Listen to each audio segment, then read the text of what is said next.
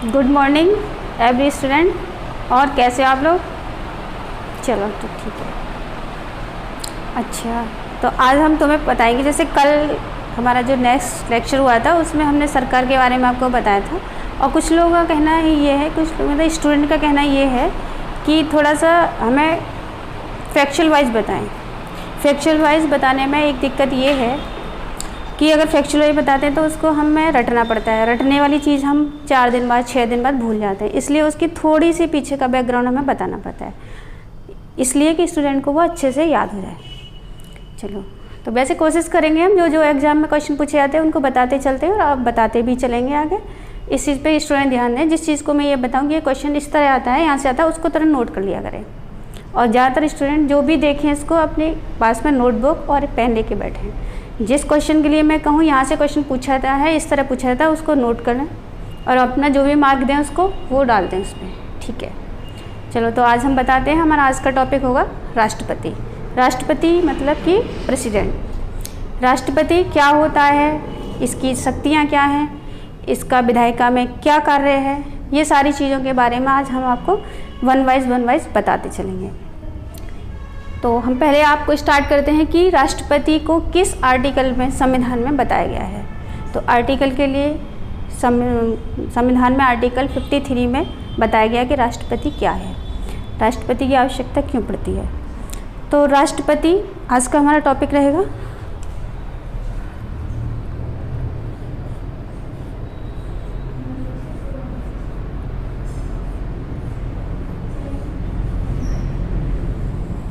राष्ट्रपति, ये हमारा आज का टॉपिक है।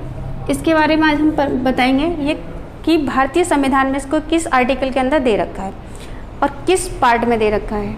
तो भारतीय संविधान के पार्ट 5 में ये दे रखा है कि राष्ट्रपति, और आर्टिकल 53 में राष्ट्रपति के बारे में बताया गया है। तो आर्टिकल 53 क्या है? आर्टिकल 53 में बताया गया है कि राष्ट्रपति भारत का एक राष्ट्रपति होगा, और जितनी भी कार्यपालिका शक्ति है, संघीय कार्यपालिका की सारी शक्तियाँ राष्ट्रपति में निहित होंगी। ये राष्ट्रपति के लिए बताया गया है। तो आर्टिकल 53 में बताया गया है कि राष्ट्रपति, आर्टिकल 53 इसमें बताया है कि संघीय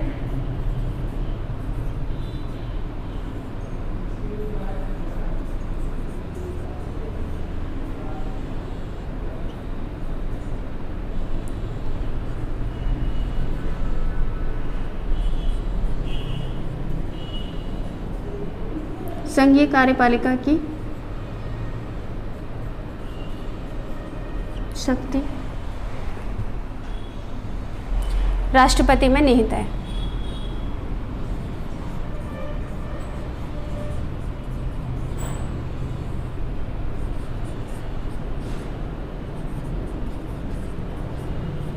राष्ट्रपति में निहित है। राष्ट्रपति से निहित है कि मतलब जो भी संधि होगी, जो भी कोई समझौता होता है, कोई युद्ध की कोई बात करनी है, तो वो हम सब सारी शक्ति राष्ट्रपति को दे रखी है।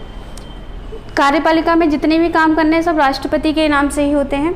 देखा जाता है व्यवहारिक रूप में तो सारा काम मंत्रिपरिषद की सलाह से ही होता है, लेकिन आर्टिकल 53 ये कहता है कि जो भी शक्तियाँ हैं सारी राष्ट्रपति में निहित हैं। उसके बाद फिर हम राष्ट्रपति को देखेंगे। राष्ट्रपति की इसमें ज़रूरत तो पड़ी, लेकिन राष्ट्रपति कैसे बनता है, उसके लिए क्या योग्यता होनी चाहिए, उसका निर्वाचन किस तरह से होता है, क्या राष्ट्रपति जो है वो दोबारा निर्वाचित हो सकता है, ये सारे टॉपिकों पर हम बात करते चलेंगे, ठीक है। तो अब इसका आर्टिकल 54, आर्टिकल 54 में बताया है इसका राष्ट्रपति का निर्वाचन।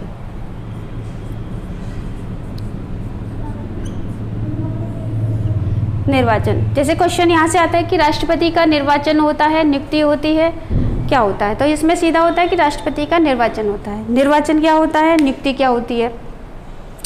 तो राष्ट्रपति का निर्वाचन से मतलब है कि इसमें जनता वोट डालती है, और वोट भी 2 तरह से पड़ते हैं, डायरेक्ट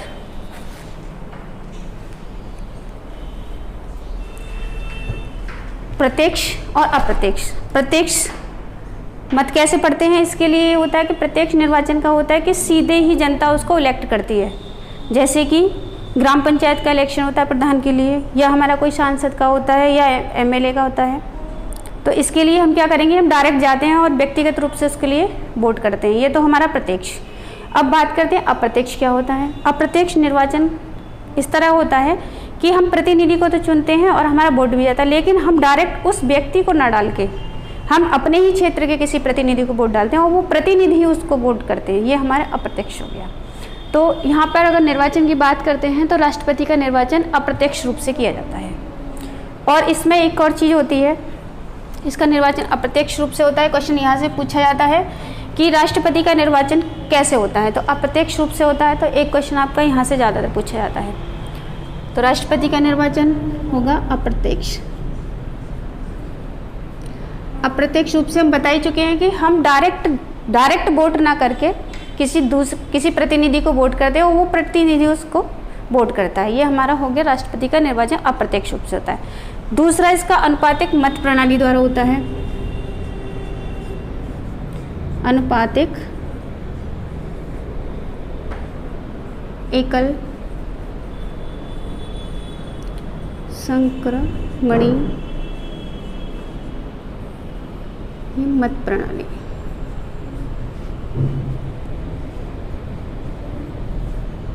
मत प्रणाली द्वारा होता है। एकल संक्रमणीय मत प्रणाली का मतलब क्या होता है कि राष्ट्रपति के लिए अगर 4 कैंडिडेट खड़े हैं तो उसमें हमें किसको सबसे पहले वोट करना है उसको हम डालेंगे।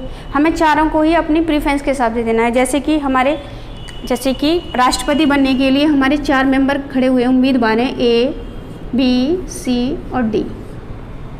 4 ये हमारे राष्ट्रपति के उम्मीदवार हैं। अब इसको हमें वोट देना है। अब इसमें हम प्रीफरेंस कैसे देंगे कि हमें अपना वोट देना है और हम ज़्यादातर पहले प्रीफरेंस देते हैं A को। सबसे पहले हम A को वोट देना चाहते हैं तो हमने A को वोट दिया फर्स्ट नंबर पे। दूसरे पे हमने B को दे दिया, तीसरे पे हमने D को दे दिया और चौथे पे हमने C को रखा। ये हमारा एक व्यक्ति ने 4 लोगों को, 4 उम्मीदवार हैं, उनको प्रीफरेंस के हिसाब से अपना अपना वोट डाल दिया। उसके बाद में फिर सेकंड पर्सन आता है। दूसरा व्यक्ति ऐसे करता है कि फर्स्ट नंबर पे B को रखता है, सेकंड पे C को रखता है और थर्ड पे D है उसका और फोर्थ पे A है। ये हमारा सेकंड व्यक्ति का है। तो इस तरह से हमारे जो निर्वाचित प्रतिनिधि होते हैं वो अपने मतों को इस तरह से डिवाइड करते हैं अपनी प्रीफरेंस के हिसाब से। जो उन्हें उम्मीदवार ज़्यादा पसंद होता है उन्हें फर्स्ट नंबर पर रखते हैं। जिस हिसाब से उनकी प्राथमिकता उनको दी जाती है उसी हिसाब से उनको मत करते जाते हैं। और जिस किसी व्यक्ति के वोट 50% से 50% से 1 प्लस हो जाता है वही व्यक्ति राष्ट्रपति निर्वाचित हो जाता है। अगर कभी कभी ऐसा होता है कि ये प्रणाली अपनाई गई लेकिन इसमें लगातार सबके ही बराबर मत पड़े, कोई ऐसा नहीं हो पाया इस प्रक्रिया में कि किसी को हम राष्ट्रपति चुन पाएँ, तो फिर क्या करेंगे, हम दूसरे तरह से चुनेंगे। हम दूसरी प्रक्रिया अपनाते हैं। तो सेकंड स्टेज में हमारा क्या होगा, सेकंड स्टेज इसके लिए अपनाते हैं। अभी तक हालांकि ऐसा कुछ हुआ नहीं कि सेकंड स्टेज में हमने किसी राष्ट्रपति को निर्वाचित किया हो, लेकिन एक थे ज्ञानी जेल सिंह थे शायद, उनको सेकंड उसमें निर्वाचित किया गया था द्वितीय चरण में। तो इस तरह से इनके राष्ट्रपति के निर्वाचन को बताया गया कि राष्ट्रपति का निर्वाचन इस प्रकार से करते हैं। आर्टिकल 54 इसका ही निर्वाचन बताता है कि राष्ट्रपति का निर्वाचन अप्रत्यक्ष रूप से होता है, अनुपातिक एकल संक्रमणीय मत प्रणाली द्वारा होता है। ये इसका प्रोसेस होता है। उसके बाद में फिर हम इसको बताते हैं कि राष्ट्रपति में इसकी प्रक्रिया क्या दे रखी है।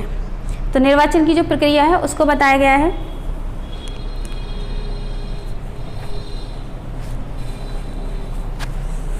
राष्ट्रपति के निर्वाचन की प्रक्रिया के बारे में अगर हम बात करते हैं तो आर्टिकल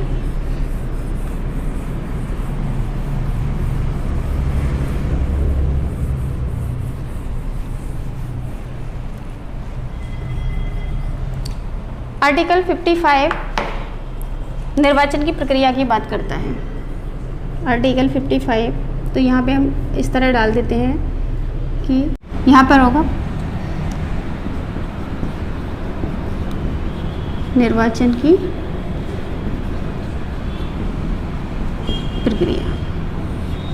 प्रक्रिया में हमें ये बताना है किस तरह होता है। इसका निर्वाचन करेंगे तो कौन कौन इसमें निर्वाचक गण होंगे। निर्वाचक गण के बारे में हम बताते हैं कि जब राष्ट्रपति का चुनाव होता है उसमें निर्वाचक गण होते हैं कि हमारी जो संसद है उसके दोनों सदनों के निर्वाचित सदस्य होंगे। राज्यसभा की, विधानसभाओं के निर्वाचित सदस्य होते हैं, एंड विधान परिषद के, जिसमें दिल्ली और पुदुचेरी है, उसके ही निर्वाचित सदस्य होंगे।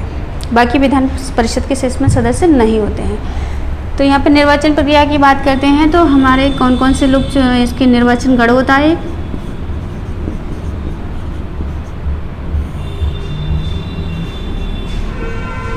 निर्वाचन गढ़, इसके अंदर कौन कौन आता है तो इसको हम लिखते हैं यहाँ पे संसद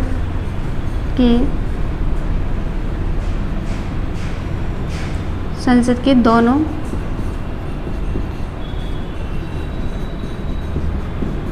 सदनों के निर्वाचित सदस्य।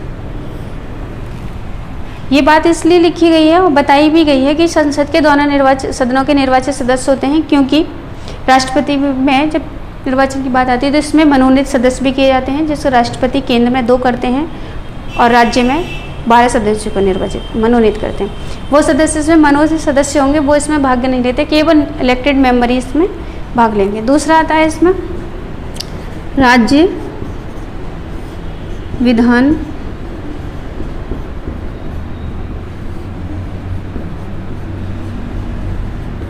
सभाओं के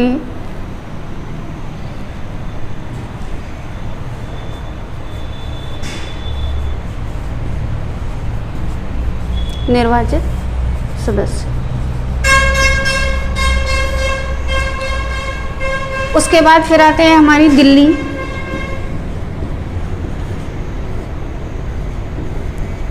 पुदुचेरी,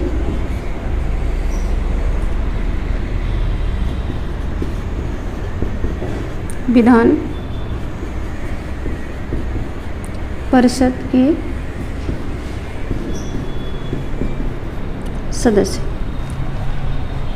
निर्वाचन गण में आ जाएंगे हमारे संसद के दोनों सदनों के सदस्य, निर्वाचित सदस्य, राज्य विधानसभाओं के निर्वाचित सदस्य और विधानसभा मतलब दिल्ली पुदुचेरी विधानसभा परिषद के निर्वाचित सदस्य।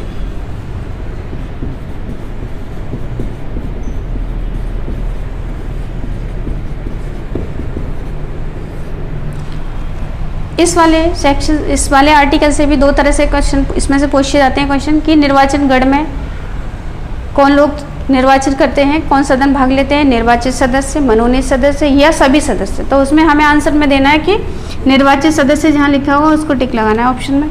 दूसरा अगर पूछा जाता है कि विधानसभाओं के जो सदस्य होते हैं राष्ट्रपति निर्वाचन में भाग लेते हैं, उसमें भी इस तरह आएगा कि विधानसभाओं के सभी सदस्य या निर्वाचित सदस्य, तो हमें केवल निर्वाचित सदस्यों पर ही टिक लगाना है। इस तरह से पूछा जाता है कि राज्य की विधान परिषदों के निर्वाचित सदस्य, वो गलत होगा। केवल दिल्ली और पुदुचेरी की बात करते हैं तो उसमें ही विधान परिषद के सदस्य, निर्वाचित सदस्य भाग लेते हैं। इस तरह से आर्टिकल 55 में ये बताया गया है कि राष्ट्रपति के निर्वाचन में कौन कौन लोग भाग लेते हैं। उसके बाद अब निर्वाचन की बात हो गई तो अब हम ये बात करते हैं, अब राष्ट्रपति की बात हो गई कि निर्वाचन कैसे होता है, इसकी निर्वाचन प्रक्रिया क्या होती है। उसके बाद में फिर सबसे महत्वपूर्ण क्वेश्चन ये होता है कि अब हमने सारी चीज़ें देख ली, उसके बाद हमें ये भी तो पता होना चाहिए कि जिस राष्ट्रपति का हम निर्वाचन कर रहे हैं उसको कितने समय तक के लिए रखना है। ये बहुत इंपॉर्टेंट क्वेश्चन है। तो इसके लिए ये बात कही है कि राष्ट्रपति कितने समय के लिए होता है, और ज़्यादातर क्वेश्चन यहाँ से रहता भी है कि राष्ट्रपति का निर्वाचन कितने समय के लिए होता है, कितने वर्षों के लिए होता है, ये क्वेश्चन ज़्यादातर पूछा जाता है। तो यहाँ पे हम एक आर्टिकल दे रखा है हमारा 56, आर्टिकल 56। इसमें बता दिया गया है कि राष्ट्रपति शपथ ग्रहण की तिथि से 5 वर्ष तक के लिए अपने पद का बना रह सकता है। ये बात आर्टिकल 56 में बताई गई है। तो आर्टिकल 56 कहता है कि शपथ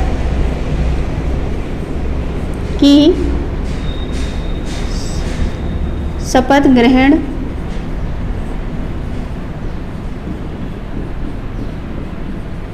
की तिथि से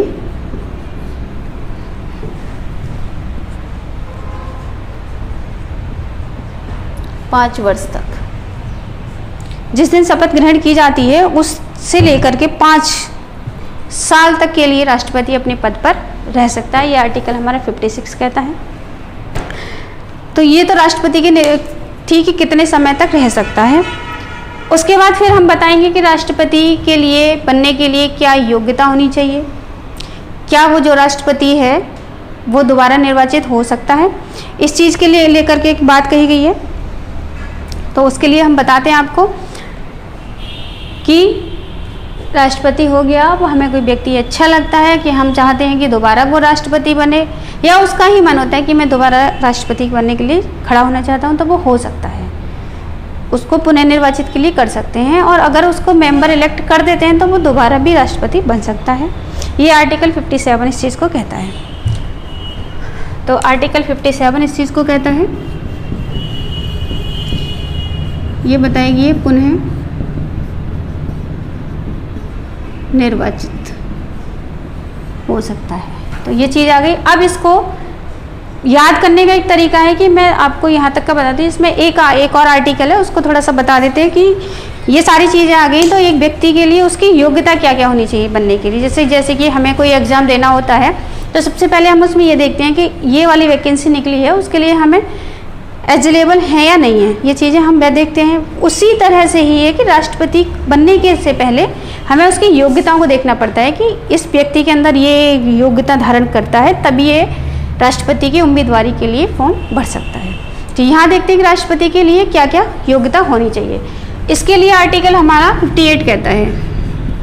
आर्टिकल 58 में बताई गई है अर्हताओं के बारे में। अर्हता बताई गई है, इसमें योग्यता से संबंधित बात होती है, अर्हताओं की बात होती है। तो इसमें बताते हैं अर्हता की बात हम जब करते हैं तो अर्हता में क्या क्या होना चाहिए। सबसे पहले तो ये है कि जब भारत का ही इलेक्शन है, भारत के लिए राष्ट्रपति चुनना है, तो हमें भारत का ही नागरिक होना चाहिए। क्योंकि ये तो है नहीं कि कोई अमेरिका का है तो अमेरिका का बन सकता राष्ट्रपति के लिए, नहीं। भारत के लिए राष्ट्रपति की आवश्यकता है तो भारत का ही नागरिक होना चाहिए। दूसरी बात ये कहते हैं कि भारत का जो राष्ट्रपति बनेगा उसको कम से कम 35 वर्ष होनी चाहिए। अगर 35 वर्ष से कम है तो वो राष्ट्रपति नहीं बनेगा, 35 वर्ष से ऊपर है तो राष्ट्रपति के लिए वो योग्य है। उसके बाद तीसरी बात ये आती है कि राष्ट्रपति बनने के लिए उसे लोकसभा सदस्य बनने की योग्यता भी उसके अंदर होनी चाहिए। जो लोकसभा के सदस्य बनने की जो योग्यता होती है वो भी उसके अंदर होनी चाहिए, तभी वो उसके लिए आवेदन कर सकता है। देन उसके बाद एक बात ये भी है कि किसी वो लाभ के पद पर ना हो। दो काम एक साथ नहीं हो सकते कि वो राष्ट्रपति के लिए भी फॉर्म भरे और किसी लाभ के पद पर भी, क्योंकि किसी और को भी मौका मिलना चाहिए। तो यहाँ पे आज हम योग्यता की बात करते हैं कि राष्ट्रपति की क्या क्या योग्यता होनी चाहिए। तो आर्टिकल 58 कहता है कि सबसे पहले कि भारत का नागरिक होना चाहिए।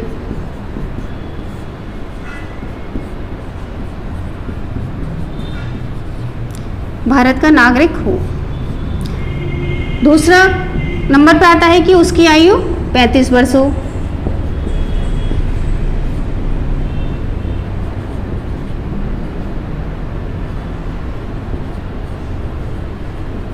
पैंतीस वर्ष पूरी कर चुका हो।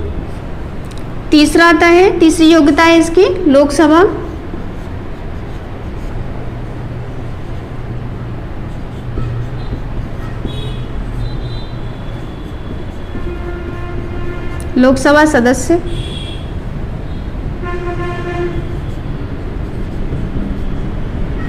सदस्य बनने की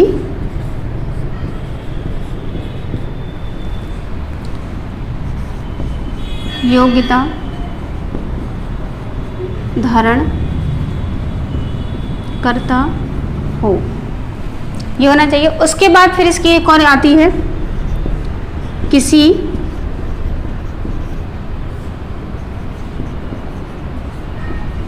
लाभ के पद पर न हो।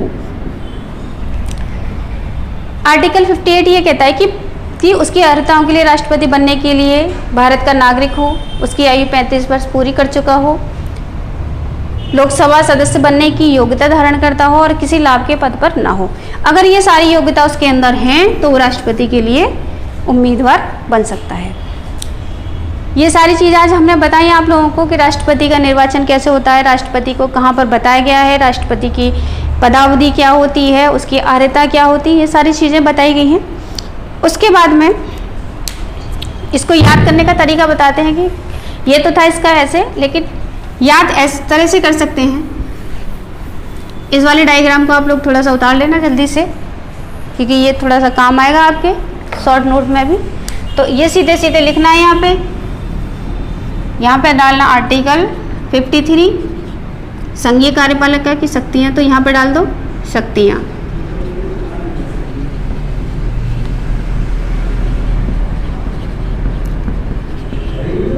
राष्ट्रपति में निहित। फिर यहाँ पे आर्टिकल डालो 54 निर्वाचन। फिर यहाँ पे डालो आर्टिकल 55 प्रक्रिया। फिर यहाँ पे डालो 56, इसमें डाल दो पदावधि।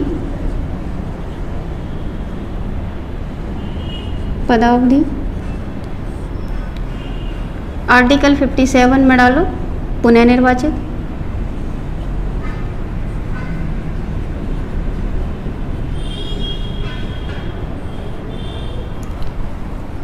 आर्टिकल 58 यहाँ डालो, उसमें डालो। उसके नीचे हम ये डाल के लिख देते हैं अर्हताएं। इस तरह से हमने एक डायग्राम बना लिया, इसमें पूरा आ गया कि राष्ट्रपति क्या है। इतना सा करने से 2 सेकंड में ये सारी चीज़ें याद हो जाती हैं, क्योंकि थोड़ा इसका बैकग्राउंड पढ़ लिया है।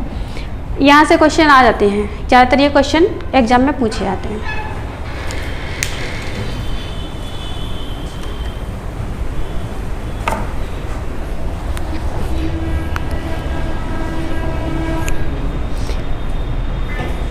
इस प्रकार से आज का पूरा लेक्चर तैयार हुआ है। राष्ट्रपति को कितना, राष्ट्रपति यहीं पर समाप्त नहीं हो जाता, उसके आगे अभी बहुत सारे प्रोसेस के बचे हैं कि राष्ट्रपति किस किस की नियुक्ति कर सकता है, राष्ट्रपति के परिषद पर्यंत कौन कौन लोग काम करते हैं रहते हैं, उसके बाद राष्ट्रपति की शक्तियाँ क्या हैं, राष्ट्रपति के किस किस क्षेत्र में काम कर सकते हैं, ये सारी चीज़ें हम बताएंगे। लेकिन इसके लिए अभी आज का टॉपिक यहीं तक रहेगा, उसके नेक्स्ट दिन ये सारी चीज़ें बताई जाएंगी आप लोगों को। Thank you.